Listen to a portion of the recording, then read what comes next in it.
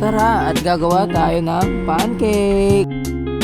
Siyempre lalagyan natin ng 4 cups of all-purpose flour, 1/4 of powdered milk, 1/3 of cup white sugar, 1 tablespoon of baking powder, at syempre 1 tablespoon of instant yeast.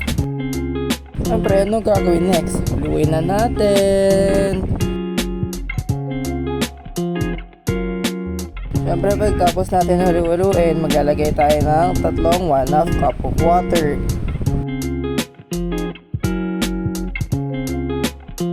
Siyempre, haluin na ulit natin yan.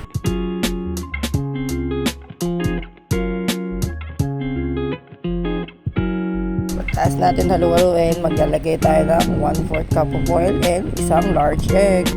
Siyempre, di mawawala dyan ang vanilla, pampatamis at isang vinegar para sakto lang yung lasa natin. Tapos, haluin na uli. Haluin na natin hanggang sa mamuo.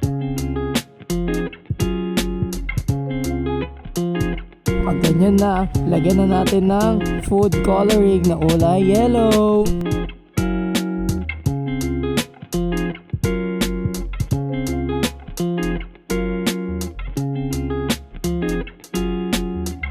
Pag nahalo na natin ng malupit, pwede na natin buksan ang ating pan para painitin at para ilagay na ang cake.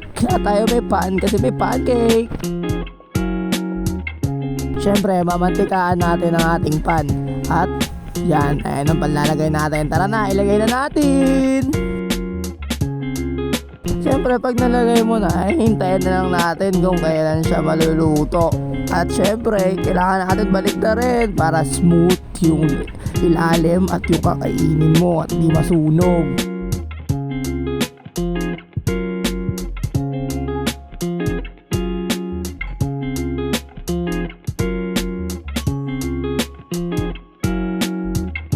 Siyempre, pagluto na, lagyan na natin ng margarine yan at isang white sugar. At pwede na natin yan kainin mga kapanti ko. Kaya tara na, kumain na.